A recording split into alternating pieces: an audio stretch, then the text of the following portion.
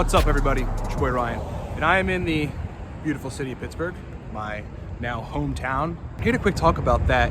You are the active seeker in your health problems, and in some cases, you are your only ally, meaning your doctor isn't necessarily going to push the issue of determining what is really wrong with you. You know, doctors these days, and look, God bless them, I have met some really, really great doctors.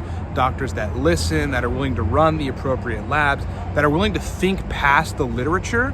You know, a lot of doctors, however, though, unfortunately, are just very myopically operating from literature. So if you say something that's out of the purview of the literature, and in there, like, they have this little brain freeze moment where their brains can't comprehend that there's something potentially else going on that the literature hasn't elucidated. And they're just like, well, this must not be a problem then. In that case, and in all cases, whatever symptoms you're having, whatever issues you're having, whatever problems you have with your physiology, your dopamine system, your brain function, your health, your energy, you've got to seek them out. You have to do the proper blood work, the proper research. You've got to be putting things together, mapping things out, figuring out exactly how the system of physiology that you're targeting works. And in some cases, yes, unfortunately, you may have to diagnose yourself, you know? And I know that sounds crazy because we think of doctors as this, you know, the sort of end all be all when it comes to your health. But unfortunately, because some of them operate in this very myopic way where they're just very quick to make decisions about what is wrong with you or what is not wrong with you, you're gonna have to be your own advocate and try to figure out what is wrong with you. In some cases, which I know really sucks, your doctor gaslights you, right?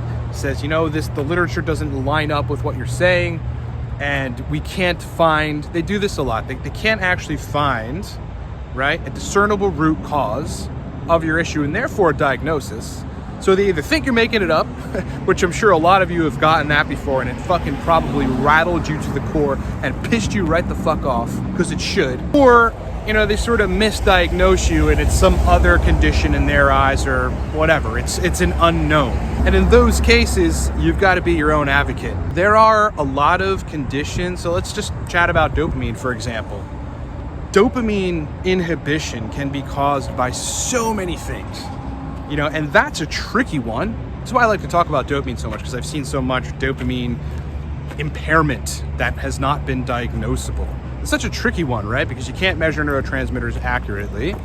And all of the, you know, conversion enzymes and the facilitating factors of dopamine are actually really, really hard to measure. Alternatively, I've seen some really weird stuff, which I'm going to get to on a video somewhat upcoming, where dopamine issues are actually caused by lesions in the hypothalamus of the brain that are preventing dopamine throughput. Now, dopamine is supposed to signal to the hypothalamus and then down to the pituitary, and that, well, it does a few things, mainly inhibiting prolactin. But I've seen cases like where no one can figure out the issue. Client ends up getting an MRI, and the MRI shows that there's like some sort of mass in the hypothalamus region that is preventing proper dopamine throughput. You never would have known this had you gone to a doc and said, my symptoms are a lack of motivation or a lack of libido or a lack of pleasure for life. I'm just not engaged in life or motivated or whatever. You know, I mean, doc, what's doc gonna do? He's probably gonna prescribe you an antidepressant or something, right? Tell you you're depressed and move on your way. You know, but in that particular case, it's literally a physical blockage of proper dopamine through the hypothalamus to the pituitary. That's just totally insane, right? On the TRT front, so I work with men who are on TRT because, believe it or not, just injecting 140 milligrams of testosterone cypionate every day in your leg subcutaneously is not enough to recover sexual function for some men. Now, parallel with the testosterone rise is going to be aromatization of estradiol. And for some guys, they can't adequately achieve or rescue erection quality and sex drive with just testosterone in the mix and estradiol above like the 30 picograms per milliliter range. It's got to be like 20, 25 for them to actually get their sexual function back. But some doctors will not even think about that. Some doctors think you don't need to manage estrogen at all. It's a whole camp that thinks you don't need to manage estrogen. And that is the, a perfect example of the fallacy of applying one particular ideology to every single person, which is nuts, right? People are different. People metabolize estrogen differently. People's sexual function depends on estrogen in different quantities. You may think something else really weird is wrong because doc says your E2 numbers are fine and your test is like, you're looking at 900, 1,000 total tests. Your free test is in the high normal range, but still you have a lack of sexual function. It could be the E2. You've got to hunt that out, and whether that means forcing, in that case, forcing your doctor to prescribe you a Arimidex or another aromatase inhibitor, or you take it upon yourself and go get like some DIM supplements or myomin, whatever may help to lower serum levels of E2, and then maybe you get your sex drive back. But it's like, you wouldn't have figured that out had you not been your own advocate, your own sort of predator for the issue, dude. It's like, you've got to figure it out in some cases, and you've got to hunt and hunt and hunt and do the research and map things out and delineate.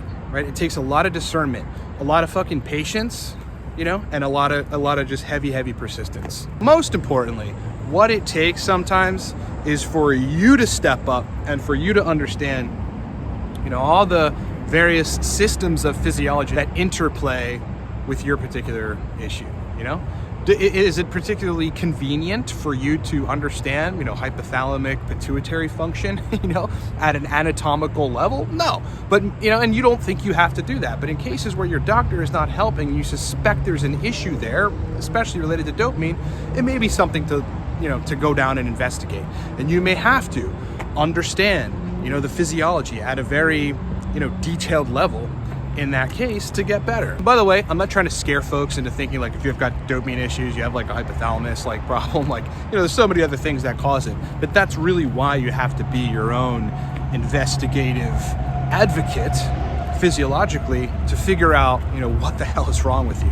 For those of you that are fed up with the process, do not want to do the research, or have extensively and still can't find answers, your doctors are gaslighting you, it's kind of one of the things that I do. So if you need my help, you want to book a call, or you want to get on a program, more than likely we'll be able to figure it out. Now, my specialties are in neuroscience, brain-related issues, neurotransmitter-related issues, hormone-related issues, sexual function, performance-based issues, right? If you're not performing the way that you need to, both cognitively and otherwise, I may be able to help. One of the things that I've worked on pretty extensively is post-Adderall burnout, where the dopamine receptors are a little less responsive, where dopamine itself just doesn't fire correctly, and as a result, there's anhedonia, there's a lack of pleasure and joy for life. There may be some libido issues, but generally there's a feeling of like malaise and like the inability to kind of get up and go. You've exhausted all resources and you've got the budget, okay? Because it's a lot of intensive work, and my consulting services are not cheap for that reason. And we will get you results. It's another reason. Book a consult with me. Go to livecortex.com. We have a 3-month option. We have a 6-month option. We have a 1-call option. I just may be that bridge that takes you to where you need to go, that helps you identify what exactly the issue is. It takes you down a path, right, of really getting granular about what your issue is so that you can circle toward a solution. Or we can identify the problem ourselves and get you on an effective protocol or protocols over an extended period of time with monitoring to get you better. Hope that makes sense. Don't take, your doctor's word for all necessarily. Again, not bashing doctors. Some doctors are really, really fucking great, diligent doctors. And some, honestly, I heard this from an MD friend of mine who's actually a really great doctor. Some are so like embroiled and overwhelmed and fatigued by the bureaucratic process that is the medical establishment that they can't actually do their jobs. That is a real thing. So before you go blaming doctors that they're incompetent or whatever, it's maybe the bureaucratic system that is holding them down and they've just basically succumbed to it. Either way, you got to be your own advocate with things related to your health, for sure, especially in the case where you're not getting answers on labs, you're not getting proper diagnoses, you're being told you really don't have an issue, but the symptoms still persist. You've got to be your own advocate. You've got to hunt down the research. You've got to do the mapping, and it's going to take a lot of learning as well. So I hope you're ready for that. Thank you so much for watching, everybody. It's been a pleasure hanging out with you. Check us out at livecortex.com. If you want to book with me, that's where the consulting options are. Love to hear from you. It's been a pleasure hanging out with you. We'll chat with you soon.